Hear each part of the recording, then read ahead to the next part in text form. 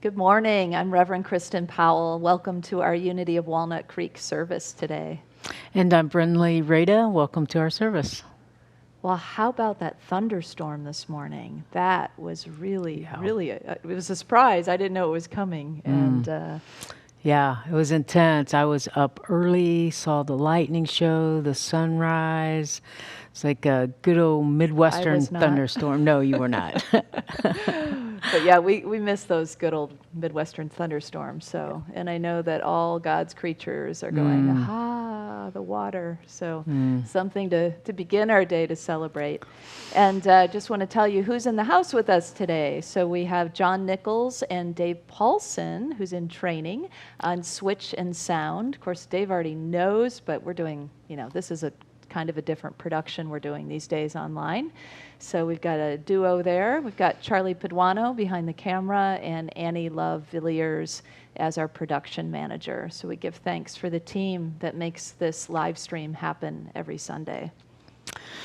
And I'm so excited to introduce our guest artist today, Christie Lenée. Christie is an award-winning singer-songwriter, fingerstyle guitar champion, and was named 2019 Acoustic Guitarist of the Year.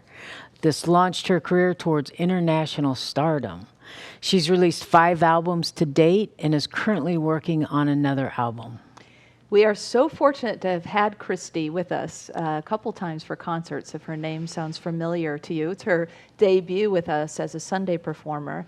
As an artist, she hopes to bring hope and joy and freedom and light to the world through the love of music. I know she will bring that to us today, so let's head over to North Carolina to listen to Christie Lenée. Greetings, Unity of Walnut Creek, and all of you beautiful souls. I'm Christie Lenée here in my mountain cabin in North Carolina, and I just want to send a lot of love and light to all of you. I was supposed to be there in person today, and of course a lot of things have changed in the world over the last 6 or 7 months, so I'm still there with you anyway, in spirit, sending you love and music from afar. And this particular song is a tune that means a lot to me because I feel that the place Graceland, while it is a physical destination in this country, to me Graceland can be a place, it could be at a waterfall or on a mountain, and it could be a place that lives in your heart. And I'd ask for you to today, maybe all of us together can find this place of Graceland. Where is your Graceland? Maybe we can find it together through this song. So please sing along with me. Here's Graceland.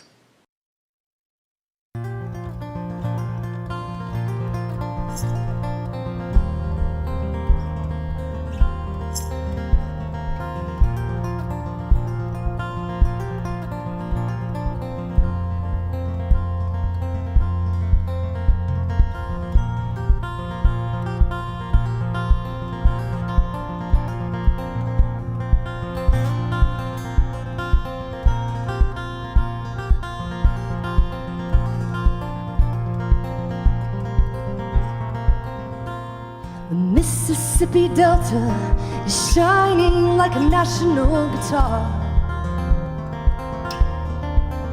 While I am following the river down the highway through the cradle of the Civil War. I'm going to Graceland, Graceland, Memphis, Tennessee. I'm going to Graceland. Poor boys and pilgrims and families, we are going to Graceland. And my traveling companion is 9 years old. He's the child of my first marriage. We have a reason to believe we all will be received in Graceland.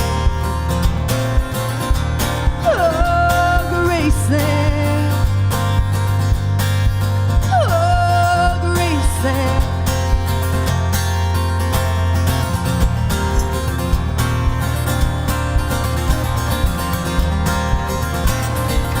She comes back to tell me she's gone. As if I didn't know that, as if I didn't know my own bed, as if I didn't know the way she brushed her hair across her forehead.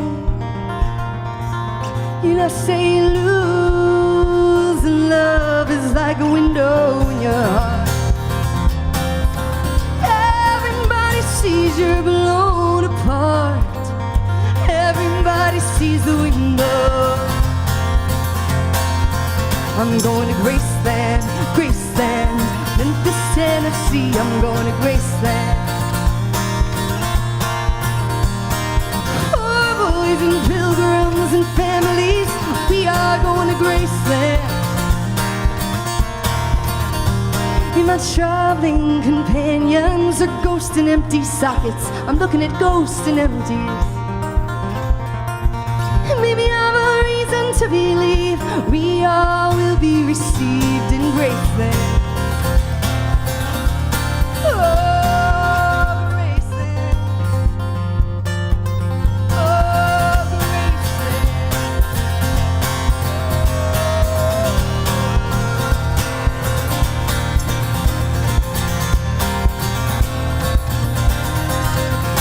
There's a girl in New York City. She calls herself the human trampoline. Every time I'm flying and I'm falling, tumbling in turmoil, I say, oh, this is what she means. She means we're bouncing into Graceland, Graceland. Memphis, Tennessee, I'm going to Graceland. Reasons I cannot explain. Some part of me wants to see Graceland. Maybe I'm obliged to defend every love and every ending. Maybe there's no obligations now. Maybe I'll have a reason to believe we all will be received in Graceland. Oh, Graceland. Oh, Graceland. Would you guys sing it with me one time? I'm going to Graceland, Graceland, Memphis, Tennessee. I'm going to Graceland. I know it might be awkward wherever you're singing from, but please sing with me, it's fun. Going to Graceland, Graceland, Memphis, Tennessee. I'm going to Graceland. Tell me, where's your Graceland? Find it with me.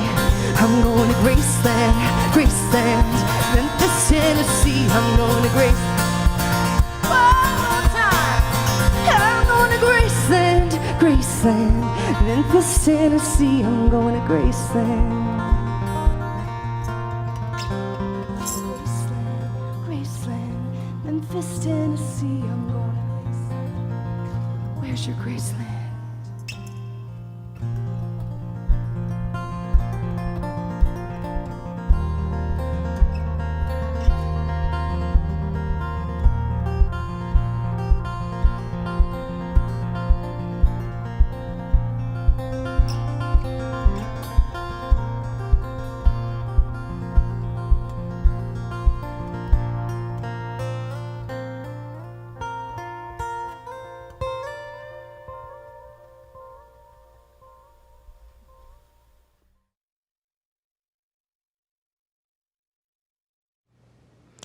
Thank you, Christie, for that song. Now let's ground in unity. Unity is a positive path for spiritual living. Our vision for the world is, we envision a spiritually awakened world where all life thrives in conscious oneness. Our mission is who we've come here to be. Let's say this together. We are a loving, inclusive community, expanding and living our divinity in sacred service for all. Our core values are love, connection, service, and wisdom. And if you're with us for the first time today, welcome. You are invited to fill out a connection card. Connection cards are available for everyone on the Watch Live page. You may submit a prayer request, and our prayer team will be praying with you throughout the week. You may also share feedback or request information.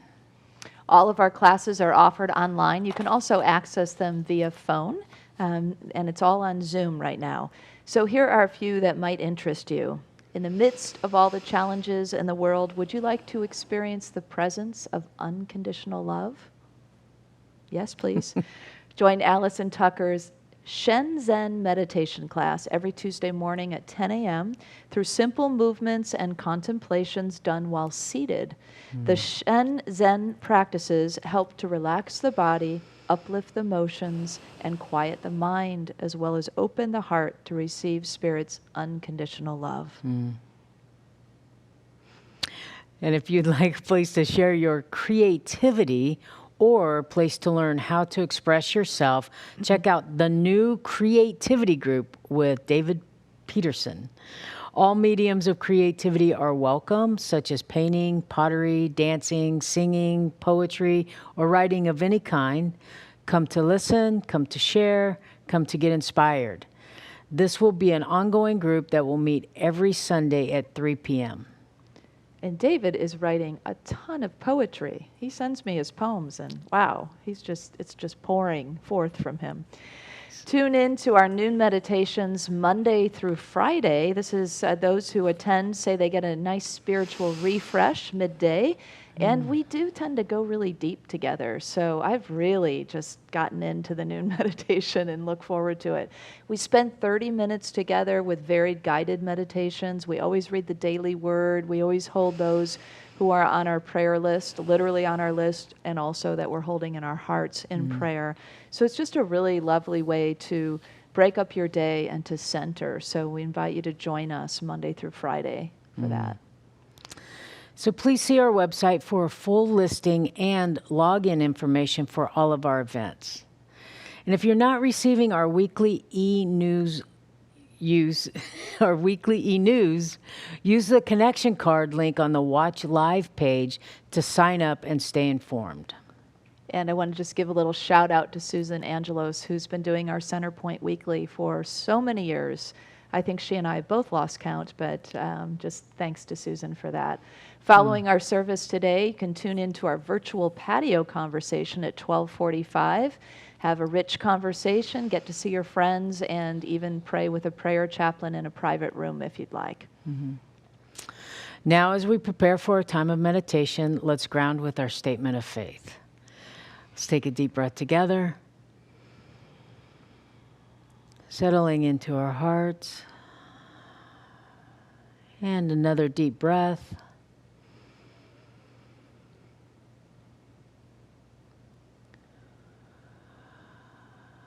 Please join me. There is only one presence and one power in the universe and in my life, the all-loving goodness of God. Thank you for those nice, long, deep breaths to get into that. We're going to continue from that space into our meditation time. I'll begin with a reading, and we'll follow that by an instrumental, guitar, of course, by Christie Lenée, called Soaring Over Glacier Bay, that will lead us then into guided meditation and some silence. So I'd like to begin with this reading. It's by Shanti Deva. He was an Indian Buddhist sage and wrote this in 700, the year 700. And it's a prayer that is spoken each morning by His Holiness, the Dalai Lama. So let's enter into prayer with the Dalai Lama himself as we take in these words. May I be a guard for those who need protection, a guide for those on the path, a boat, a raft, a bridge for those who wish to cross the flood. May I be a lamp in the darkness, a resting place for the weary, a healing medicine for all who are sick, a vase of plenty, a tree of miracles.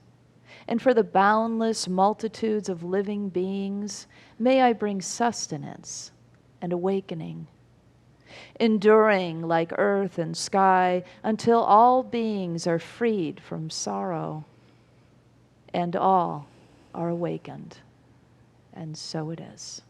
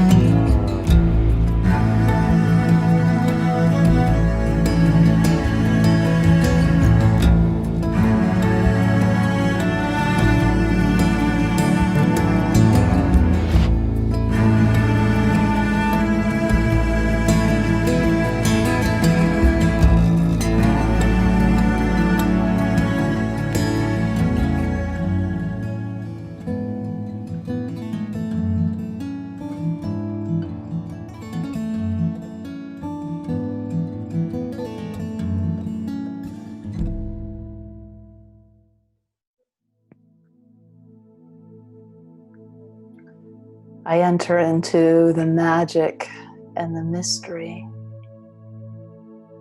the beauty of the I am.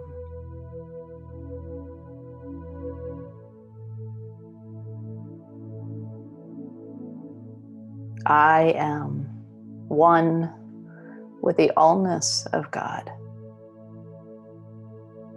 I am one with the intelligence of the entire universe.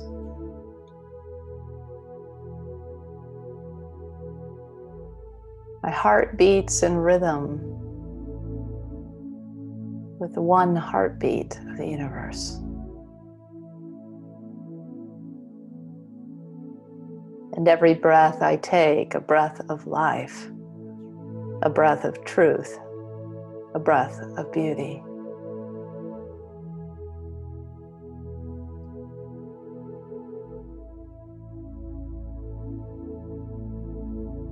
And so here I rest in the truest part of who I am.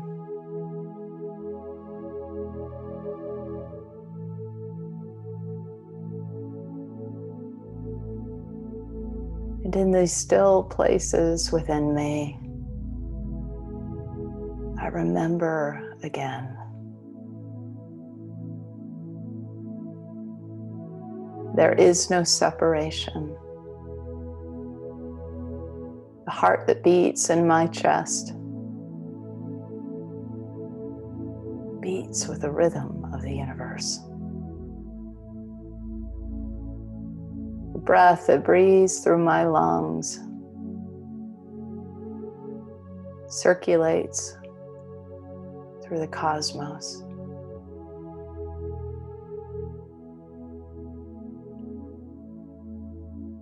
The divine of my being, the Christ of my being,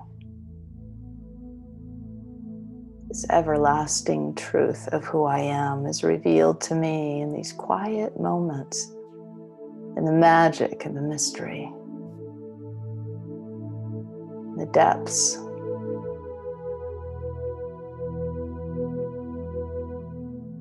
I am that I am. From the very beginning, I am. From before my birth and after my death, I am. I am divine.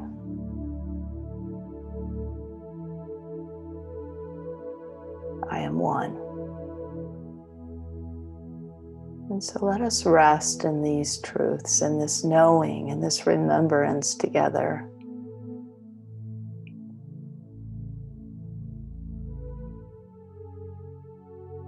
I am that I am,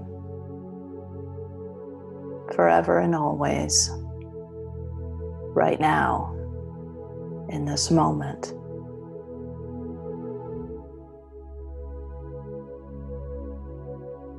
The truth now unveiled, I rest and behold it, feel it, know it, in the silence.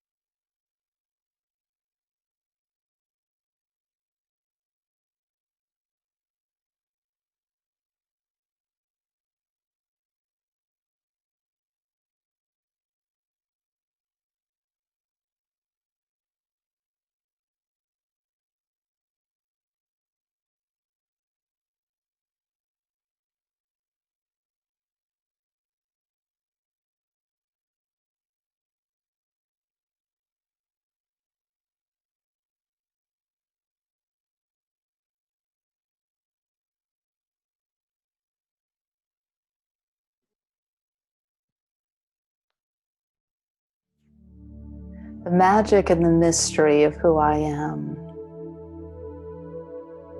is revealed to me in these quiet times, for sure. It is as I arise from the cushion or the bench or the chair, wherever I am positioned, that I move forward with an understanding that this is who I am. And so as I move about my day, as I move about my life, I carry this remembrance with me, and it can only take a pause throughout my day to drop deep inside my heart a breath or two to remember that I am, that I am, that I'm one with the beauty and the truth of the universe, that every heartbeat that I experience is a heartbeat that is one with one.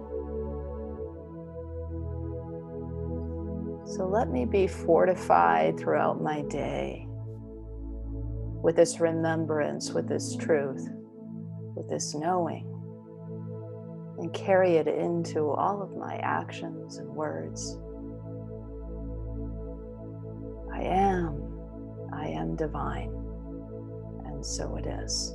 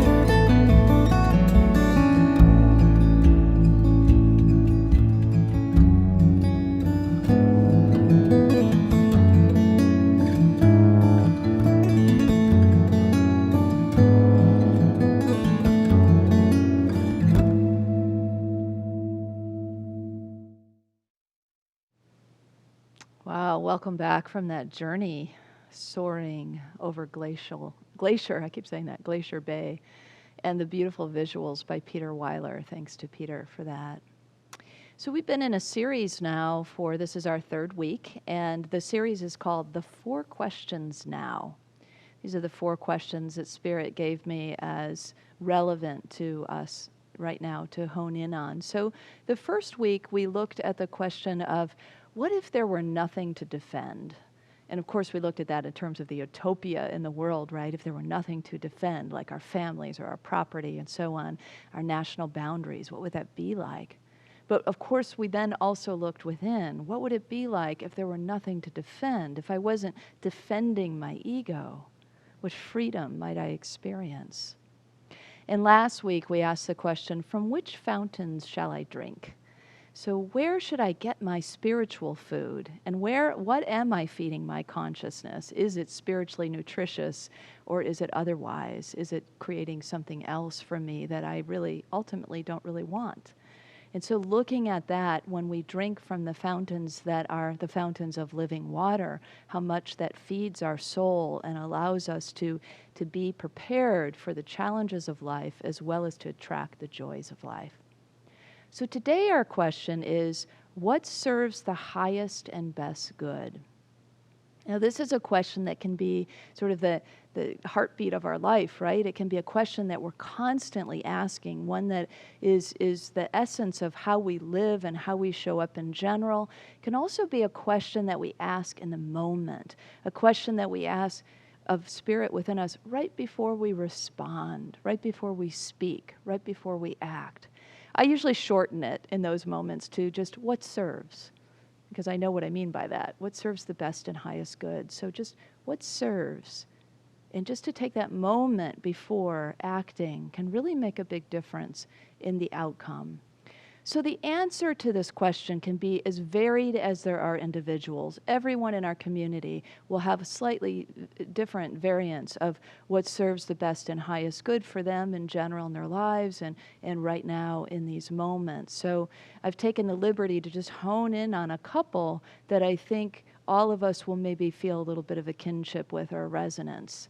And so the first is our commitment to awaken. What serves the best and highest good? How could it be any better than to stay committed to spiritually awaken?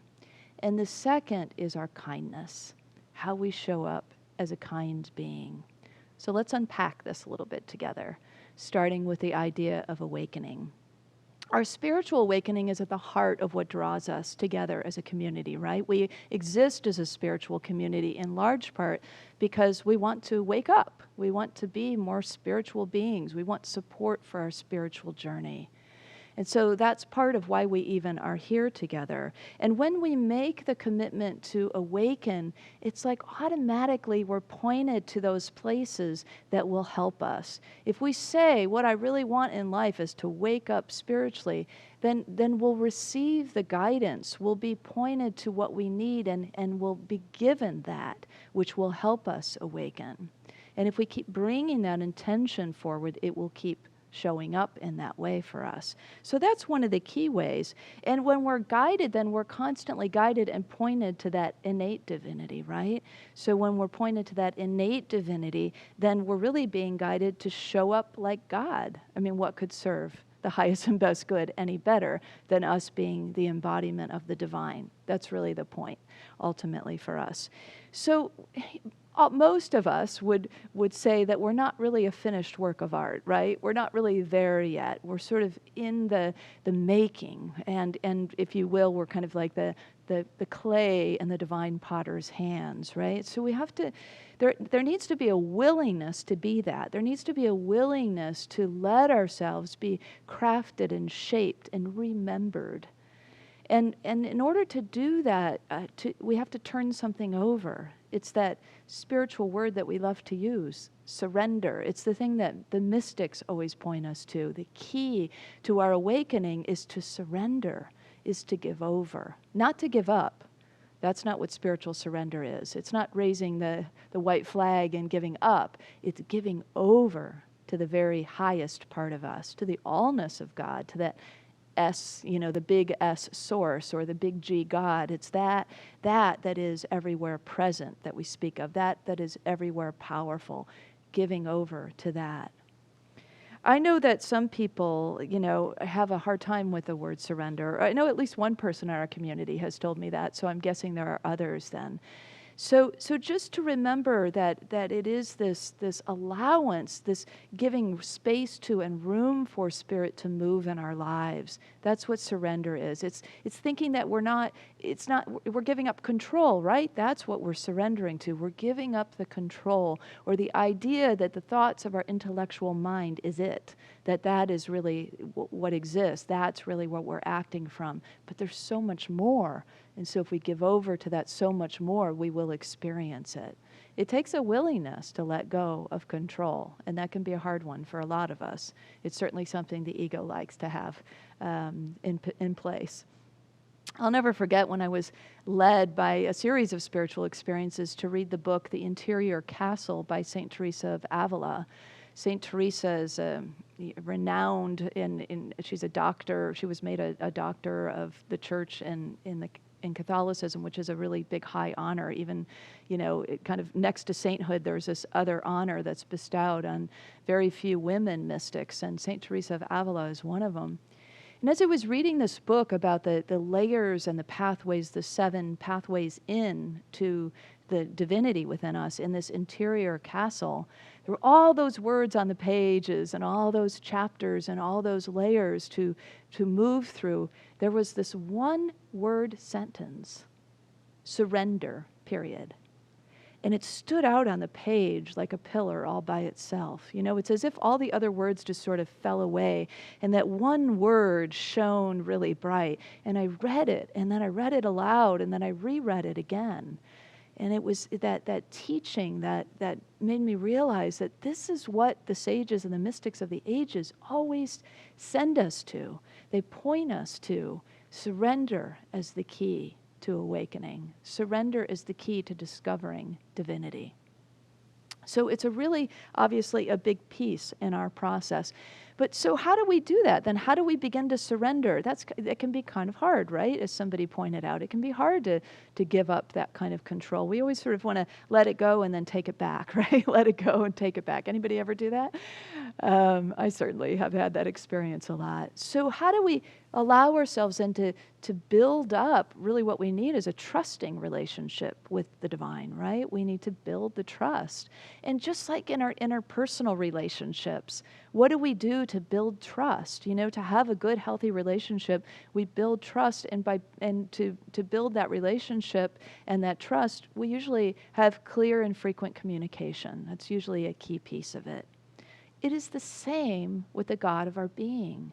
To have clear and frequent communication is what allows us then to have trust. And when we have trust, it's easier for us to give over and have more of that presence in our life, which will cause our awakening.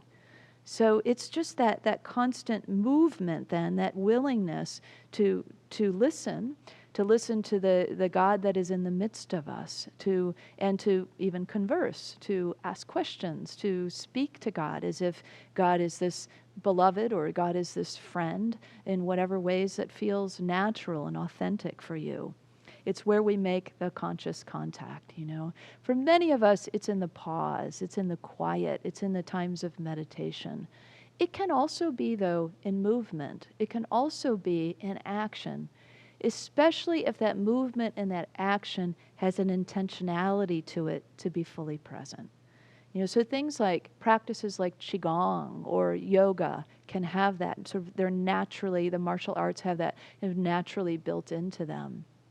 But we can also apply it to things we love to do. We can have that sense when we dance. We can have that sense when we swim or when we run or hike. You know, anything that is sort of movement and action can also bring us to that kind of communication, that kind of presence, building that relationship of trust. Another important aspect to think about that really supports us is location. If you think about what's your sanctuary? Where is the sanctuary that you go to and you really feel that? You really feel the presence. You're really open to this truth that is available to you. You can begin to have that conversation or that listening space. For a lot of us, it's nature, right? Your favorite places in nature, a mountain stream or the mountains themselves or ocean, lakes, you know, your favorite trees. It can also be things that have been shaped by humans, you know, cathedrals and cemeteries for some.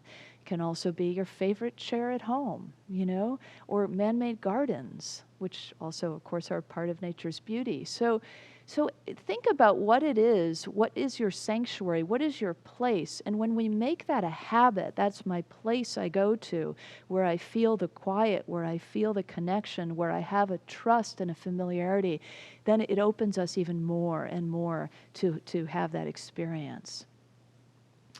So, and you can make it out of anything. It doesn't have to be overtly beautiful or overtly spiritual. You know, I remember when I worked at the Teachers Academy for Math and Science, our building was right across from the projects and the low-income housing projects in Chicago.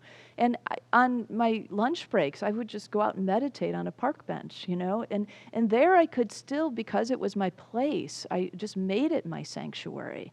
If I opened my eyes, it didn't look like a beautiful sanctuary, but it didn't matter. So it can also be made for us in that way, by us making it so. After I worked there, I ended up at Silent Unity at Unity Village. So I was living and working in a place that was beautiful and that was overtly spiritual. And maybe it's because of that, or maybe for various reasons, but it had been about 7 years since my dad had made his transition. And he started showing up for me there. I would take my breaks in the Rose Garden at Unity Village. And if you've ever been to the Unity Village, you know how beautiful the Rose Garden is. And I would always sit at this one bench it had salmon-colored roses all behind it. And that was a kind of rose that my dad really liked to plant. So maybe that was part of it. Maybe it was just because I needed him in my life right then. You know, I needed to have that conversation. I don't know, but it was this place most often where I had these kinds of conversations with him for the first time and began to really talk to him through the veil of the other side to this world. And it was really a beautiful time of just receiving and maybe even giving. I don't know. I'm not sure how that works on the other side. But it was really rich. And so that location seemed to be a part of it. That place that I had made my place of conversation, my place of connection, my place of feeling the presence, and having a kind of communication with my father that was far more conscious than I think it could have ever been in life, in physical life on earth. So it's kind of the same thing. You know, what I would do is just go and sit and wait quietly, and then he would show up. And it's kind of the same for us, isn't it? We go to those places and we sit quietly and we wait, and then God shows up. And then we have that kind of trust-building conversation happening so that the voice becomes familiar, the feel becomes familiar, the sense of it is there for us. That's something then we carry throughout our day. And it's easier then for us to access it. And it's easier for us to give over to it, to surrender to it, to allow it to take charge of our lives. So this is a big part of where we are, you know, in our journey. The divine is always rooting for us, I think, for the best and highest good to show up through us and as us. And being attuned to the one undoubtedly gives it to us. Right now, there's basically a twofold. I mean, I think there's probably many other prongs and aspects of this, but it's clearly there's a twofold wake-up call that's happening that's in the collective consciousness. One is through this pandemic, right? That's giving us an opportunity. It's a wake-up call giving us an opportunity for this internal time. You know, it's as if we were given this, you know, from March to about June in our area anyway, and then we were beginning to come out and emerge and do our thing and open up, and then it was as if the divine intelligence of the universe said, no, they're not ready. So back we go into this more internal space again. And I know it can be hard for a lot of people, and my heart really breaks for those who are experiencing a lot of loneliness, who maybe live alone right now. And so we extend the best we can, you know, the most we can to one another through the online formats to have that connection experience for all of us. So it is this, the pandemic, as one of the things that is waking us up, this time of internal space, of turning within, the opportunity anyway to wake up. And then, of course, there is also this wake-up call that's happened around racial injustice. I don't think it's any really mistake that the events of George Floyd's death happened on Memorial Day weekend.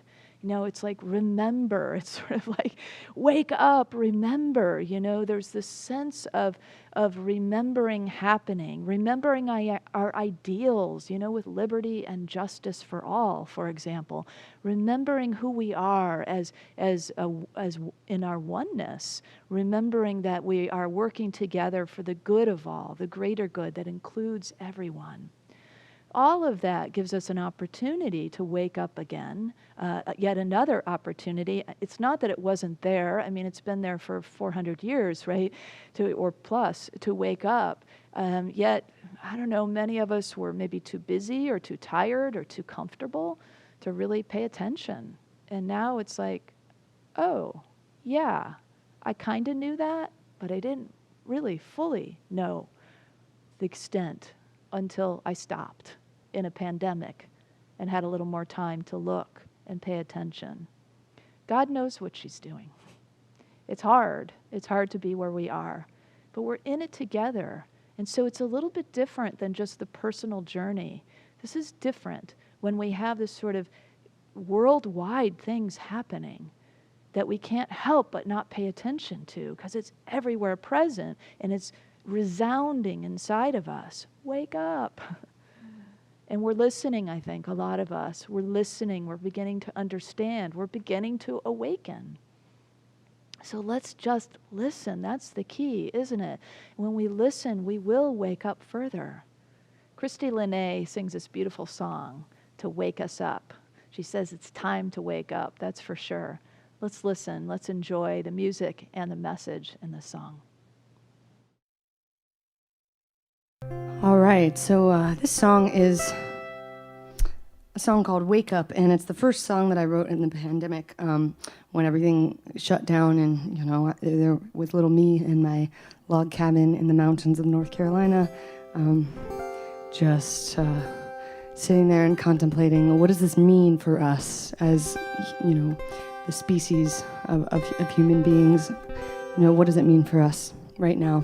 And I think, in my opinion, it's an opportunity to wake up and you know, take a second look at the way we've been living our lives and see if there's anything we might need to shift around a little bit. I know I've had a lot of shifts, and this is a song about that. It's called Wake Up.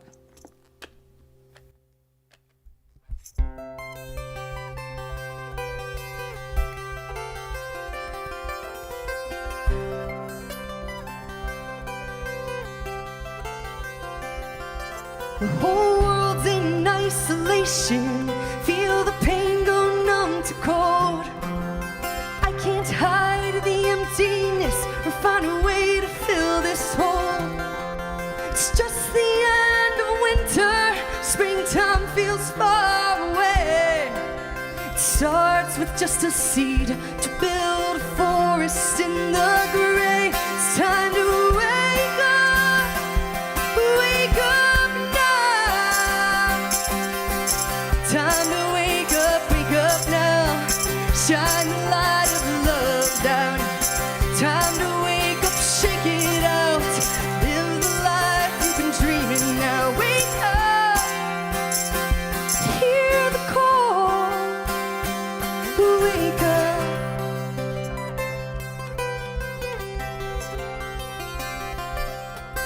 If this is the last song that I will ever sing, I'm praising all the people in this time of reckoning. First a seed, a forest now, the spark becomes a sun. What is it we're calling now? What will we become? It's time to wake up. Wake up now. Time to wake up now. Shine the light of love down. Time to wake up, shake it out. Live the life you've been dreaming now. Wake up, hear the call. Wake up.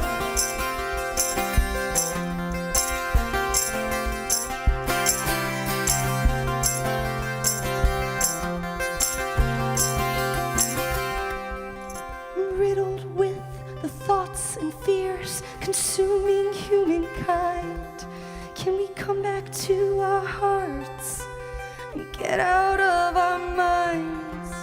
Craving soul connection, but I feel so far away. Coronas in the sky, there's a halo in the gates. It's time to wake up. Wake up now. Time to wake up now. Shine the light of love down. Time to wake up, shake it out. Live the life you've been dreaming now. Time to wake up, shake it out. Live the life you've been dreaming now. Time to wake up, shake it out. Live the life you've been dreaming now. Wake up, hear the call. Wake up.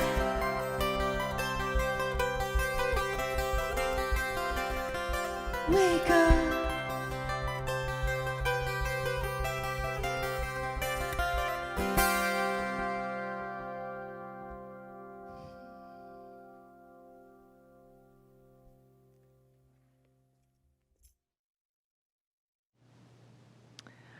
Well, thanks so much to Christie for that beautiful song. You know, she made that just for us. And I think it's a song that isn't yet recorded on her newest album. So thanks, Christie, for the sneak preview. That was a really cool song. So I mentioned that St. Teresa of Avila a little bit earlier, and St. Teresa of Avila was also somebody who talked about how waking up, being enlightened, wasn't for the bliss of it. You know, it wasn't for the experience of just simply being free or being, you know, having that individual experience of liberation. It is then, what do you do with it? That's not the end game. The end game is, what do you do with it? How do you serve? How do you share it? How do you show up as this one who's helping others then awaken themselves, to shine the light themselves? So it never ends until, you know, well, it never ends, right? But it doesn't end just with our own spiritual goodies, so to speak. It's always about the sharing, right? If we are awakened to the fact that we are a divine being, what does the divinity do? It gives, it is loving, it is kind. So as we then think about what does it mean then? What does it look like? What might be an aspect? What would serve the best and highest good and ideal of how we show up? Well, love comes to mind, right? Love is of the highest order. It is the supreme. Love is the one when we can fall in love in a universal way, when we can love everybody with a genuine kind of love, well, then we've really arrived. Love can also be sort of hard to put our arms around, though, love itself. You know, it's so big, it's so vast. So I find that kindness is a little bit easier to put our hands around, a little bit easier to understand, to know, okay, I know how to practice kindness. I'm not sure how to practice love exactly, but I do know how to practice kindness. And so I was, you know, because I work at home and Brenly works at home now, we're interacting more and hearing each other while we work. And so as I'm writing talks, I'm asking her questions more often. And I said, you know, how would you describe kindness? And right at that moment, she was getting a popsicle out of the freezer. And it was the last of both of our favorite flavor, this really, it's pineapple, but it's got chunks of pineapple in it, and it tastes really fresh, and it doesn't have a lot of added stuff. And it was 105 degrees. I might mention that as well. So it's very refreshing. And so she's walking over to me saying, I don't think you can describe kindness, as she's putting the popsicle toward my mouth. And so I take a bite, a sublime bite of this popsicle, and then she offers me another, and then she walks away. And I think she was oblivious to the fact that she just showed me kindness. You know, so it is in the actions. I mean, she's a woman of action too, less so of words. So I get the gift in that as well. But you know, it's that, right? Isn't it? It's those small acts of kindness that really make a big difference. So that's, you know, kindness is also about commitment, like the commitment to awaken. If we commit to kindness, you know, it shows up for us in times when maybe somebody else isn't being kind, but we're still able to access it within us when they can't access it for themselves. We're still able to hold the commitment that I will continue to be kind, even if you're not being kind in return. So Jack Kornfield, the beloved teacher and author, many of you know, he's one of the founders and a regular teacher at Spirit Rock, not too far from us. He tells a story about when he was a 7th grade teacher, about this particular student. Shay was one of his students, and he said that she was his most difficult student, that she couldn't even follow the most basic of directions, like stay in your seat or raise your hand when you have a question, you know. It's not that she couldn't, she wouldn't. And so he said that we were always jockeying for who's going to control the classroom, me or Shay, you know. And he tried everything he knew to try. He tried incentives. He tried consequences. He called her home every week, but no one ever answered. He learned that she was being raised by her older sister. he was just at his wit's end. So he went to the school counselor, and he told the school counselor everything he'd tried. And the school counselor said, "We can have her transferred. You've done your due diligence. We'll have her transferred to another classroom." And he said, "But I can't do that. She's my student." And so he shared that in the teacher's lounge, and the teachers were very, very grateful that he was willing to keep this student.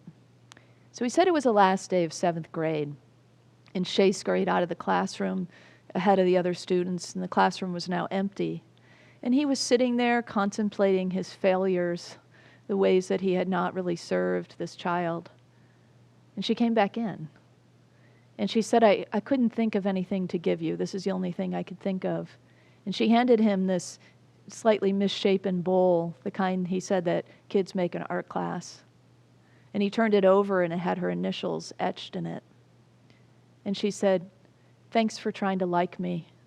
And then she left. And he said he just sat there with that bowl. And he said he went on to be a school principal and a school superintendent. And everywhere he was, in every office he was in, at every desk, he always had that misshapen bowl with Shay's initials on the back and the remembrance of, "Thanks for trying to like me."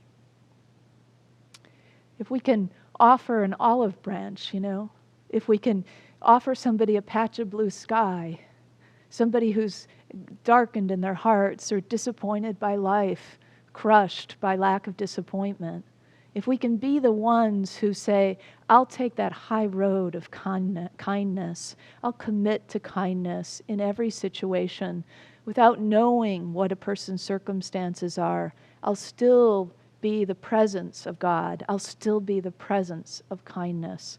What a world we can make by each of us making that kind of commitment. Will we keep it every time? Of course not. We're going to have our times when it just doesn't show up for us in that way because we're going through our own stuff. But if we make the commitment, we come back to it time and time again, like anything we practice, and we can be more effective at being kind, and kind to ourselves, by the way, in the process. So kindness is really, I think, something for all of us to aspire to. Jack also acted from a sense of responsibility, an ability to respond to the situation. He wouldn't pass it off on someone else. And a lot of us would gladly, right? We've got a problem and somebody else could take it. Gladly we'll pass it on. But to him, it was given to him. This student was part of his classroom, part of his work to do. And so he took that on as a responsibility and a resolve for kindness. He also tapped, as we know who he is, I'm sure, tapped that inner reservoir of kindness. When we have all that quiet time we talked about earlier, all that practice of awakening, we build that reservoir of these kinds of spiritual traits like kindness, and we can tap it then when we need it. Niceness is not to be confused with kindness. I think that's really an important point. Niceness doesn't always serve. It sort of can serve in a cursory way. Yes, we want people to be polite and nice, but it just it has something shallow in it, or it can have something shallow in it, where kindness has a depth. I was talking to my niece, Nicole, a couple of days ago on the phone, and she said, "Everybody always says I'm nice." She said, and then we started talking about nice versus kind, and she said, "I don't want to be nice. I want to be kind." Me too. So authentic kindness keeps us intact. Then we're not acting out of this sense of shoulds or appropriateness or politeness. And I'm not saying those things aren't good. It's good for us to be polite and appropriate. But it can also shield us in a way. It can keep us in that sort of tame, domesticated space that kindness lets us step out of and be in a more authentic space, a real space that people can really feel the difference between the two, I think, when receiving it. You know how it feels to receive. So you know what it feels like to receive small acts of genuine kindness, or big ones for that matter. So genuine kindness is really a keeper for us, I think, on this journey. It really informs this question, what serves the best and highest good? It's these two things, right? Our commitment to waking up spiritually and our commitment to being a kind human being. With these two in our pocket, in our hearts, there's nothing that can stop us from really creating the world that all of us envision. So let's, as we move together throughout this week, let's hold these ideas in consciousness, maybe work with this affirmation in your own quiet times. So together, let's speak this truth. I serve the highest good by waking up and being kind. And so it is. Bless you.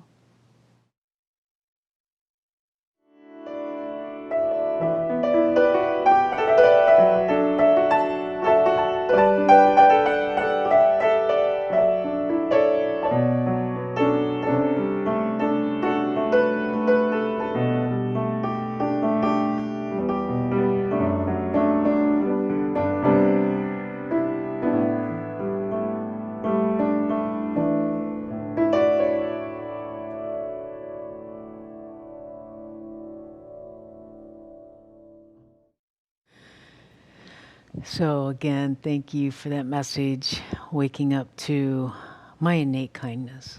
Yeah, it's great. Thanks for the popsicle, by the way.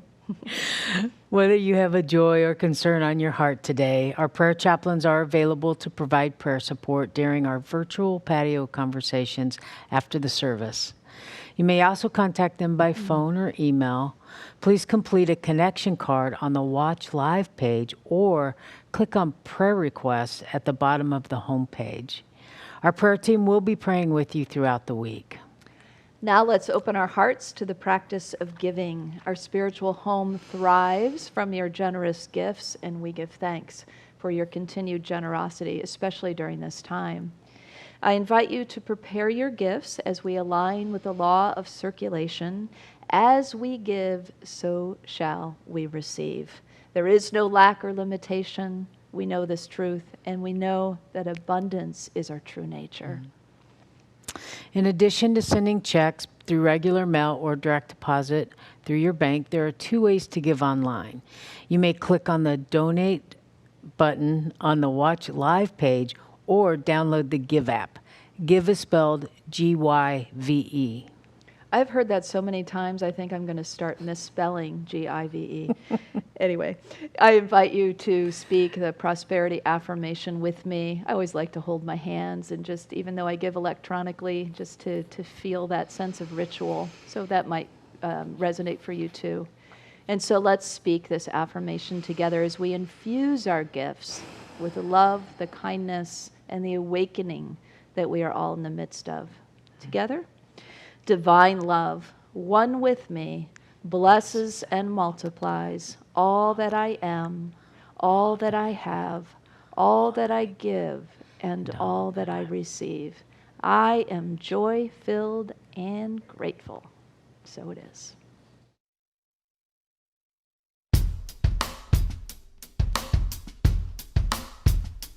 Oh yeah, all right, yeah, all right now.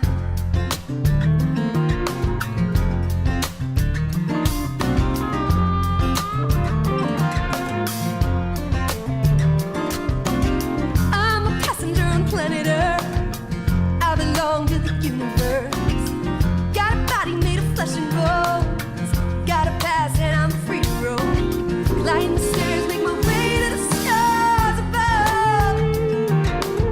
I'm a member in the state of love. It's a state of love. I am moving up the speed of light. Got a ticket to paradise.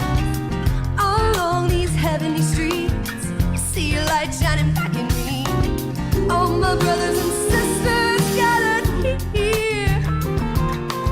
My heart is open and my mind is clear. Oh yeah, yeah. I'm one of 7 billion pretty white lights here spinning, moving in circles around the sun.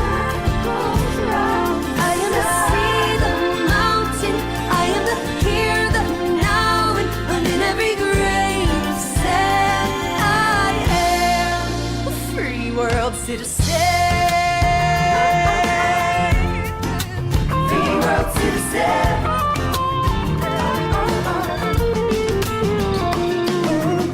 I'm a passenger on planet Earth. I belong to the universe. Got a body made of flesh and bones. Got a pass and I'm free to roam. Climb the stairs, make my way to the stars above. I'm a senator in the state of love. One of 7 billion pretty white lights here spinning, moving in circles around the sun. I am the sea, the mountain. I am the here, the now, and in every grain of sand I am a free world citizen. Free world citizen.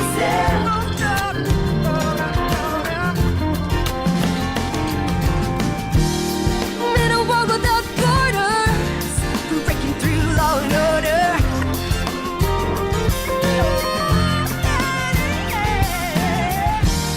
I am a woman in a free land, free world citizen.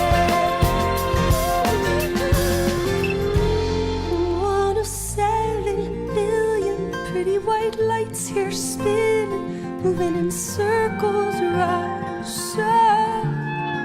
I am the sea, the mountain. I am the here, the now, and in every grain of sand I am one of 7 billion pretty white lights here spinning, moving in circles around the sun. I am the sea, the mountain.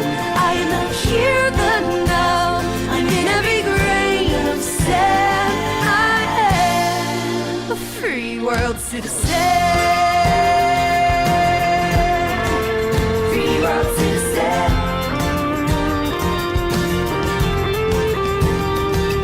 Come on now, free world citizen. Rise up now, free world citizen. Free world citizen. Come on now, free world citizen. Rise up now, free world citizen. Free world citizen. Free world citizen.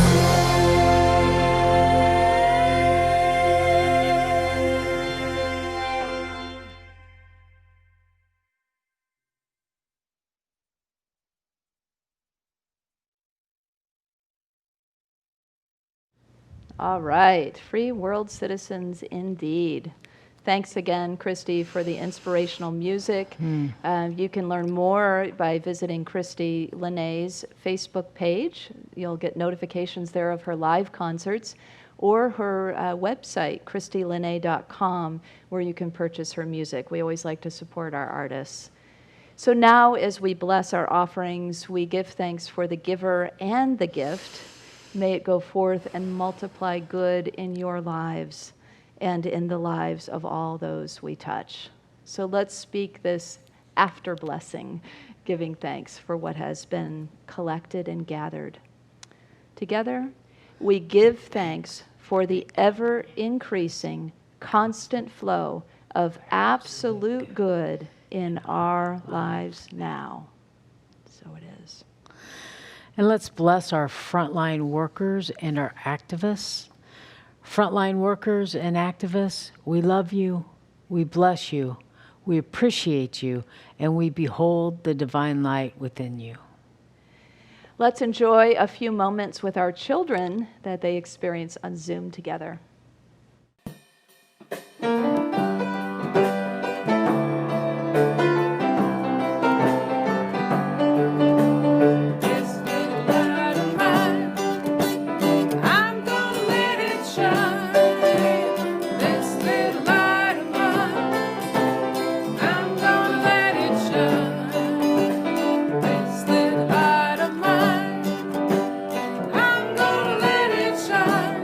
Let it shine.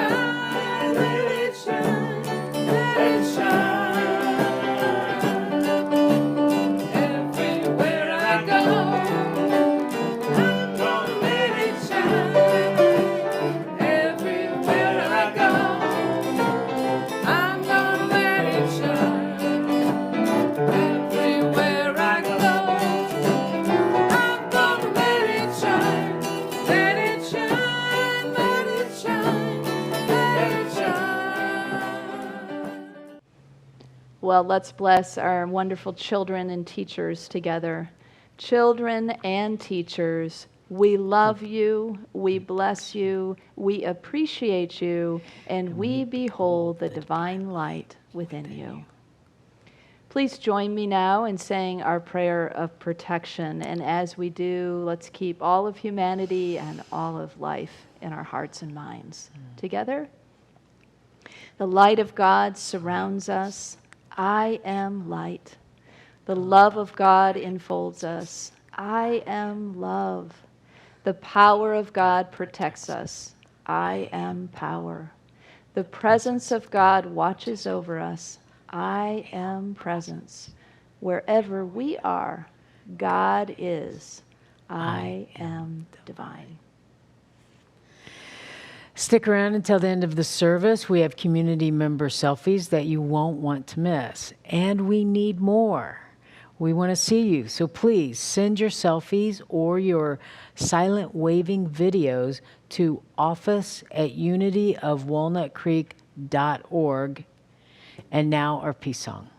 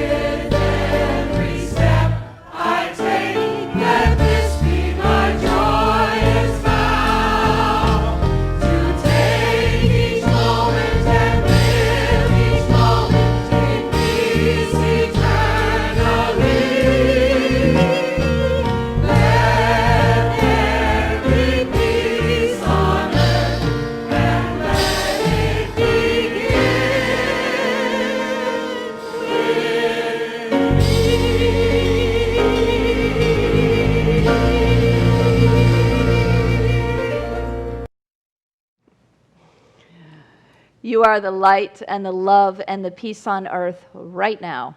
So let your light shine Have fun and spread joy.